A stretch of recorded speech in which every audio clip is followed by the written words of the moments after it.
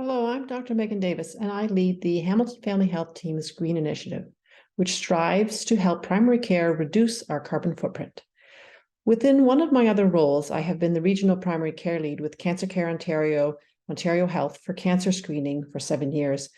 I'm happy to find a synergy between these two roles. This webinar will explore an additional motivation to continue our cancer screening efforts and some very practical tools to use during our busy clinical days. We will then look at smoking cessation through a sustainability lens, and I'm grateful as always to the creativity, research, design, leadership, and organizational skills of our project manager, Tia Gajowski. All of these slides were created by her. The Lancet Commission has identified climate change as the greatest global health threat and opportunity. Our Green Initiative really tries to make sure we include the opportunity aspect. And climate change is already affecting our health across Canada with fires and floods in British Columbia, droughts, tick-borne illnesses, extreme heat, and food security issues. This webinar is part of a series within the Green Initiative to enable primary care to help because we care about health. This is Module 8 on disease prevention. Early in 2022, we presented on Module 5 on meter-dose inhalers, and in the spring, Module 6 on plant-rich eating. These are a series of videos from each of these webinars, and they, along with the tools we developed, are all on our website within the Hamilton Family Health Team. If you Google Hamilton Family Health Team Green Initiative, you will arrive there. Some of the cancer screening tools today are actually on my cancer screening blog. So if you Google HNHB cancer screening blog, Dr. Davis, you will find all of these tools. Let's begin. Our webinar format always follows this flow. First, exploring quality patient care, because that should always come first, and then looking at low carbon aspects of that care. And then, because we are very practical within this project, tools to enable this high quality, low carbon care. Our goal is to move us from thinking to talking to action. So why are we talking about preventative health in a healthcare environmental sustainability webinar?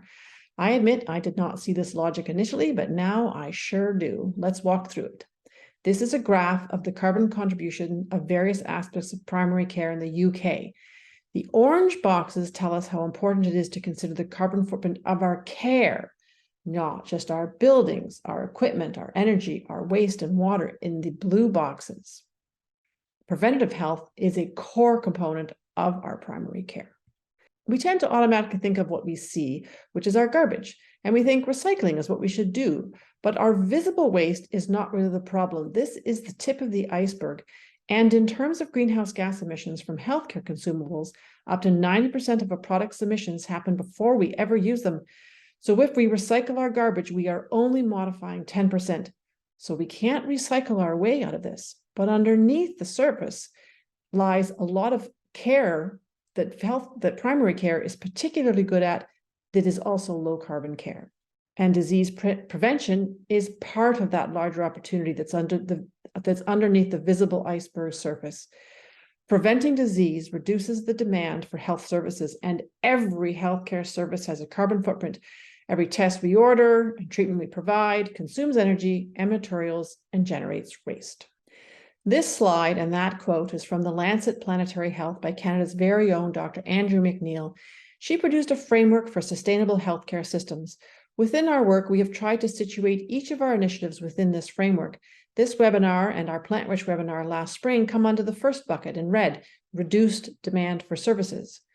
A growing population and changing demographics to more older patients has caused a steady increase in demand for health services, and this has offset much of our efforts to reduce the carbon intensity of care and slows our progress to reducing healthcare's carbon footprint.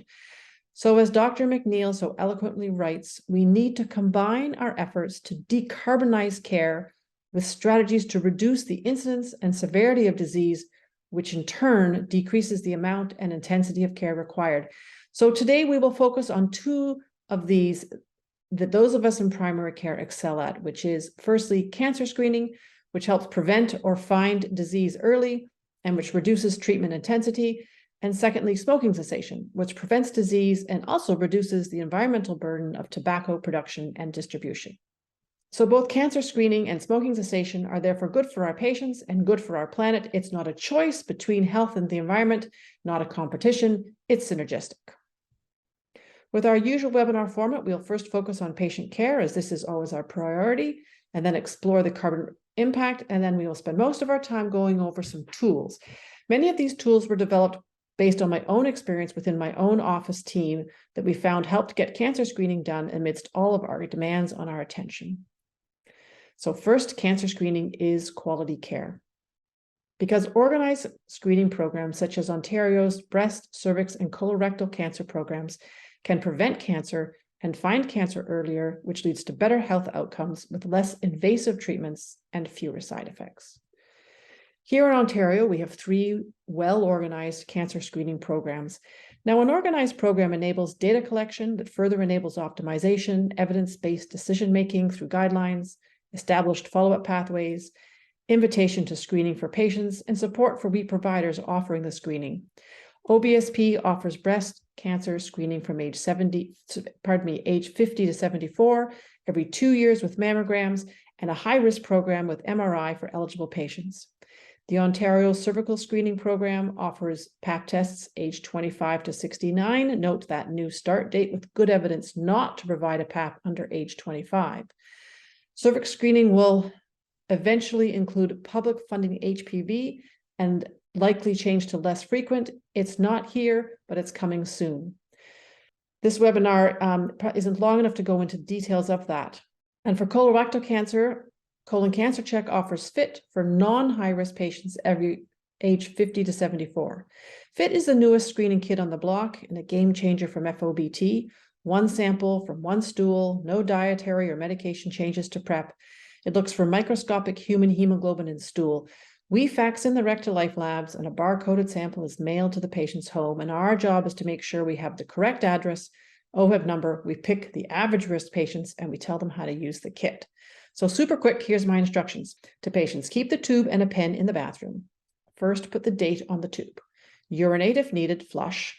Lay down the dissolvable floating paper, pass your stool, jab it once, don't scoop. Put the stick in the tube, click it shut, and mail it off within a few days in the postage-paid envelope. Within Colon Cancer Check, high-risk patients should not do FIT, but instead be referred for colonoscopy. This includes patients with a positive family history and a first-degree relative, high-risk polyps, or inflammatory bowel disease. For patients with a positive family history, one question I often get is how often to scope if the key age to remember here is age 65. If the relative got cancer, colorectal cancer under age 65, then scope every 5 years, if over 65, every 10 years. One good piece of news last month, October 2022, is that for FIT, Life Labs will no longer reject expired health cards nor version codes. Now, very quickly, lung cancer screening with low-dose CT is also a very effective screening modality with an excellent number needed to treat of 130 to 320 in various studies, which makes sense as the program targets only higher-risk patients with a 20-pack-year cumulative history of smoking. We have 4 pilot sites running in Ontario, Oshawa, Toronto, Sudbury, and Ottawa, and I expect a provincial-wide program will roll out as soon as they take the lessons learned from those pilot sites and create an organized program that ensures follow-up. For comparison, the number needed to treat for breast is 781 and for colorectal, 1,250. Let's look at why screening is also low carbon care using FIT as an example. Studies show it reduces the incidence of colorectal cancer by 71% and mortality by 74%. This reduces the intensity of care needed for those patients. Using healthcare costs as a proxy for environmental footprint, we can also see that screening using FIT is low carbon care because studies show using FIT saves $68 per person screened, which makes sense as look at the difference in cost between treating stage 1 and stage 2 colon cancer patients, 20,000 versus up almost 40,000. And to remove a high-grade polyp is an even lower cost and thus footprint. So cancer screening takes time and effective office processes, and it is done parallel to everything else we do. So we're going to focus much of this webinar on tools, and I really hope you're going to find at least 1 or 2 of these tools helpful. Since I've been the cancer screening lead for the region for the past 7 years, I've maintained a blog for primary care, and since healthcare is provincial, these really are mostly Ontario-based tools. If you Google HNHB Screen for Life and then Dr. Davis Cancer Screening blog, you'll get yourself there. So first up, here's one of the blog posts, a cancer screening dashboard for individual physicians and groups across the province, such as Ontario health teams, call groups, or family health teams. Within our regional cancer program, we can create a cancer screening dashboard. You can sign up for an automatic annual report, as some teams already have. For privacy reasons, we can only send individual data to the family physician. However, aggregate data of over 5 or more physicians can be shared to QI teams, groups, and delegates. Unfortunately, for now, this data is only available for patient-enrolled model physicians and only includes rostered patients. If you are within Ontario but outside this region that I'm from, and you want something like this dashboard, send us a message and we can put you in touch with your own primary care lead to see what might be possible. Here is what it looks like. For example, this is one from December 2021 for a group of 122 physicians in one city. On the dashboard, we show this city's screening rates and we compare rates to both the region and the province. It has other data as well that I will use to discuss some of the other cancer screening tools and issues. You don't need access to the dashboard to use the other tools I'll be presenting. I'm just going to use this as a springboard. Looking at the red box outlining up-to-date rates for colon cancer screening, you can see a relative indicator of how many of your patients are getting screened for colorectal cancer via colonoscopy versus FIT. And in this case, it looks like this group is doing more scopes for screening compared to the region and the province, which should lead to the question, are there some non-high-risk patients in this sample who are being screened by colonoscopy instead of FIT? And for these average risk patients, the studies are definitive, showing FIT is the preferred test. Patients prefer it, it's less risky, it's less prep, certainly easy on our healthcare system, which we now know in turn is less carbon intensive, so better for our planet. FIT is a really good test with 82% sensitivity, 94% specificity. The colon cancer check program delivers the barcoded kit right to our patient's door with an envelope for easy return. It is the right test for average risk patients who do not have inflammatory bowel disease, prior high-risk polyps, or a positive family history. Now, sometimes this high colonoscopy rate could be due to the endoscopist who, after scoping the average risk patient, recommends that the next screen be a scope. And sometimes this recommendation may not be within the guidelines, and the guidelines are nuanced. This is my blog post from February 2022, which has the post-polypectomy surveillance guidelines. I use these all the time to pick the next best screening test post-colonoscopy. And I'm not going to go over all of them in detail, but please download the guidelines. If a non-high-risk patient has no polyps, the next screen should be via FIT in 10 years. If they had low-risk adenomas, and they're described by size and number in the guideline, the next screen is a FIT in 5 years. I end up referring to these guidelines many times a year as I find that once patients have had one colonoscopy, for whatever reason, they always end up having repeat scopes. This is a waste of resources and is higher risk and frankly uncomfortable for the patient. Now, when I find myself in the situation of having a consult note from a specialist recommending a scope and guidelines that do not, I find it hard to go against what the specialist says. And I want backup, which could also be medical legally advisable to have in our charting. So I use eConsult with my local GI expert. Every region has a colon cancer check lead.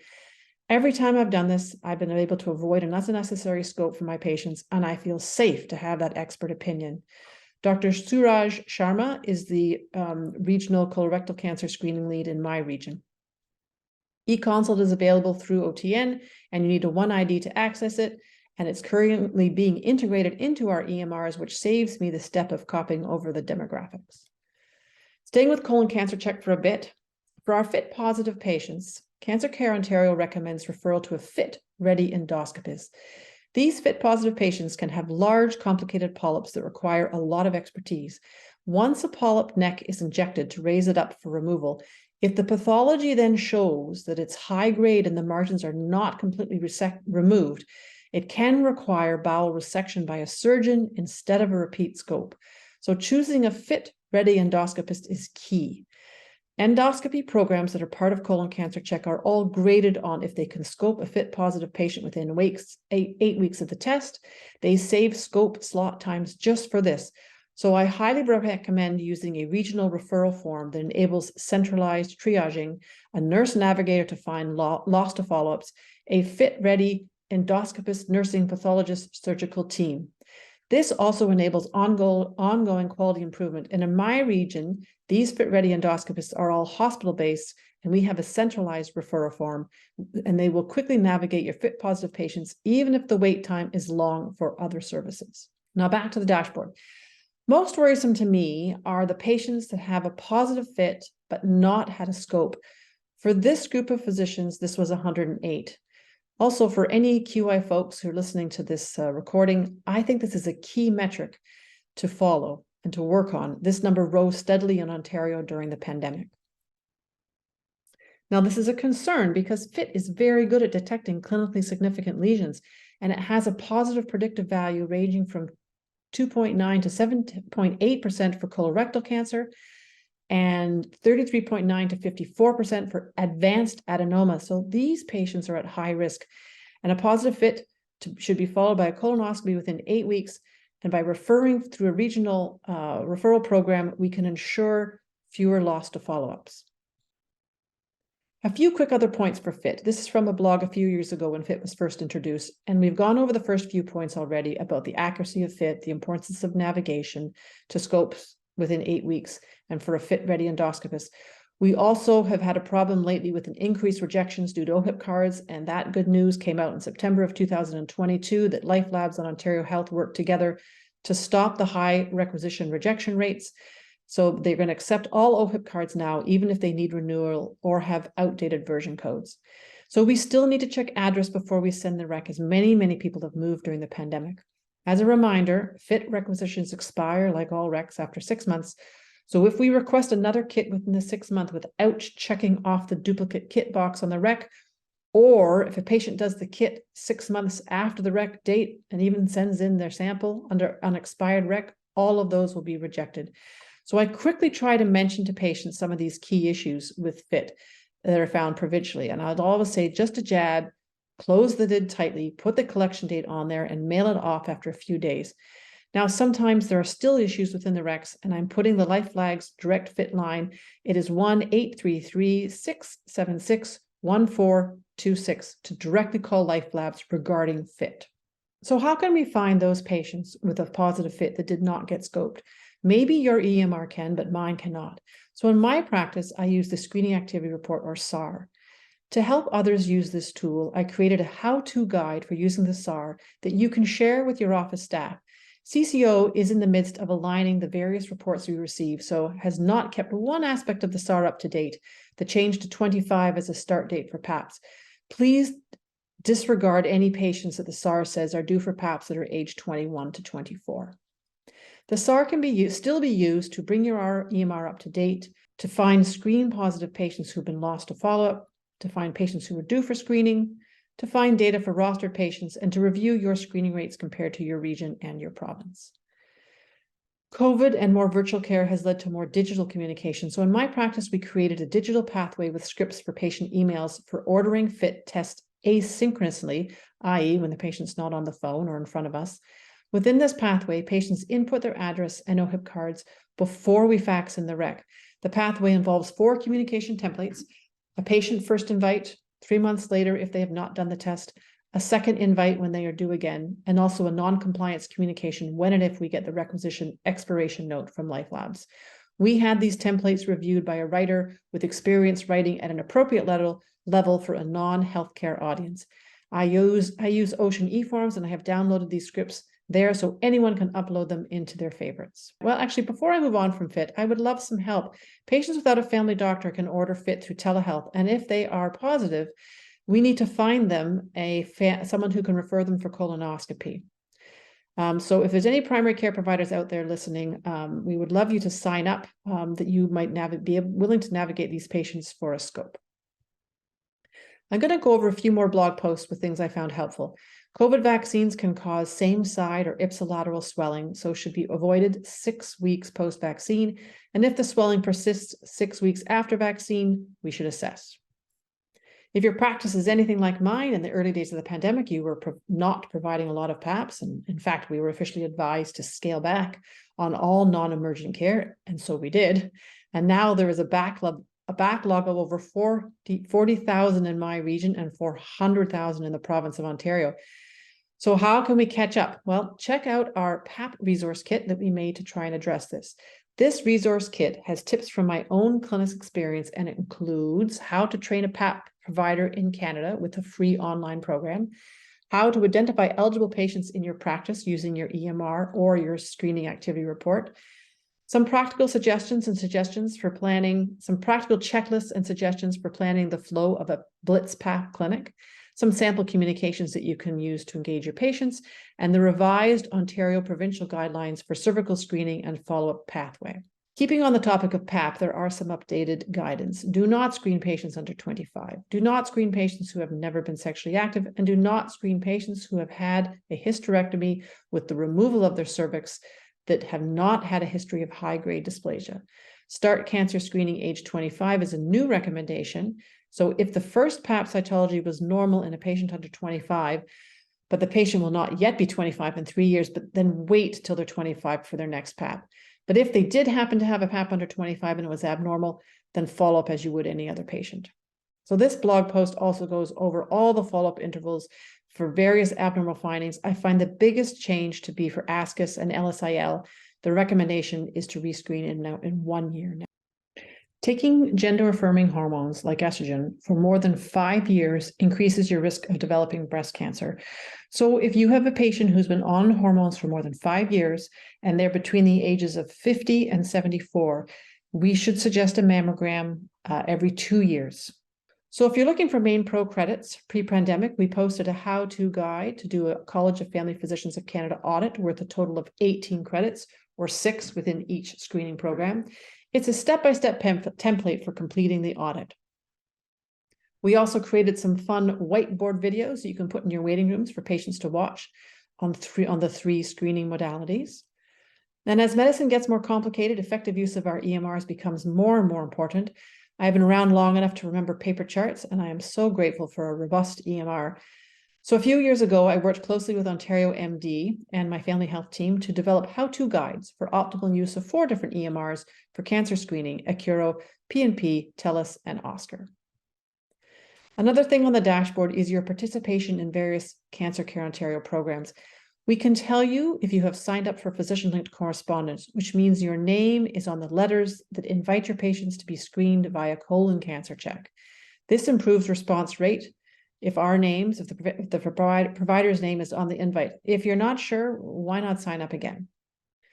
The last tool is for patients to use when they ask how to lower their risk for cancer. I suggest they use My Cancer IQ, which gives them individualized risk and targeted actions to take.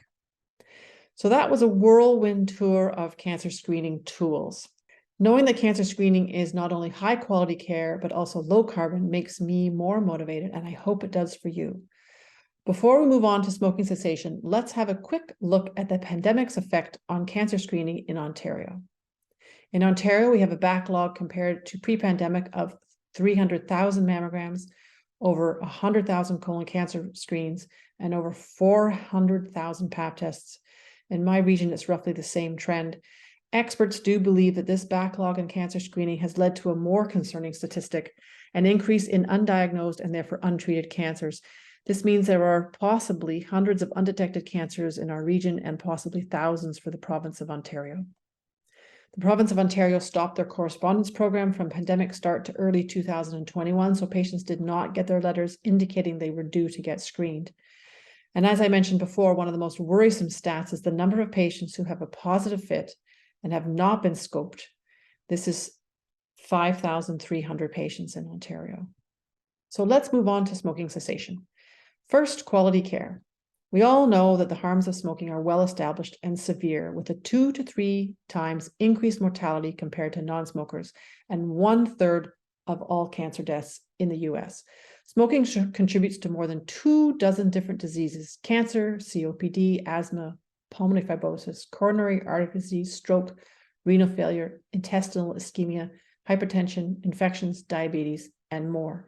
Canadian data from 2017 shows smoking led to 140,000 hospitalizations, and almost 50% of all substance use related healthcare costs, so even more than alcohol related. Smoking cessation is also low carbon care for two reasons. Firstly, helping our patients quit smoking reduces the incidence and severity of disease, which in turn decreases the amount and intensity of care required, which reduces the carbon footprint of care. And secondly, there's an added benefit I want to share with you because growing tobacco and the making and distribution of cigarettes has a large negative environmental effect.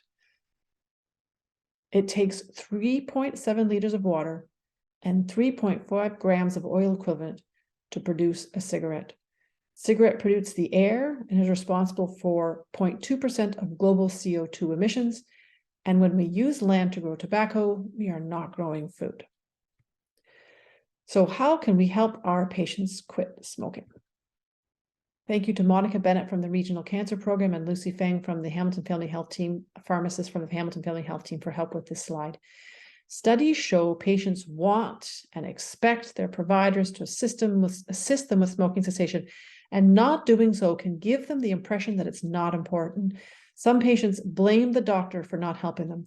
Patients don't necessarily need motivation to quit, they just need to try. Most people quit multiple times, 30 attempts or more, before they're successful.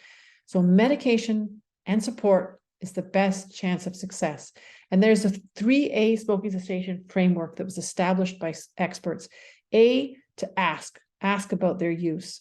A, for advise them about the benefits, ideally try and make it specific to that patient. And A, for act, or provide meds or other smoking cessation supports. Other supports can include, for my Hamilton Family Health Team, we have a group program we can refer to via Ocean e-referral. Talk Tobacco is helpful for Indigenous smokers. Here in Ontario, Health Connect can help, and the Centre for Addiction and Mental Health offers 8 weeks of free nicotine replacement therapy through the STOP program. And most family health teams, CHCs, and NP-led clinics offer STOP 26, which extends that free nicotine replacement therapy to 26 weeks and includes monthly check-ins. Here's a picture of my own smoking cessation wall of fame that I have. I show I have a wall with stars that I show my smokers before they've quit. And then when they've quit for 6 months, I put their first name and last initial here. It's my way of telling them how important quitting smoking is by devoting my office space and celebrating them. There's all sorts of other ideas that are in keeping with your office style. Ring a bell, give out a sticker or a prize, whatever it takes. So that was a whirlwind tour through two aspects of disease prevention, cancer screening and smoking cessation, and showing how these are also environmentally sustainable. And I hope I introduced at least one tool that you might find helpful. Please check out our website to sign up for our newsletter, to access all of our resources.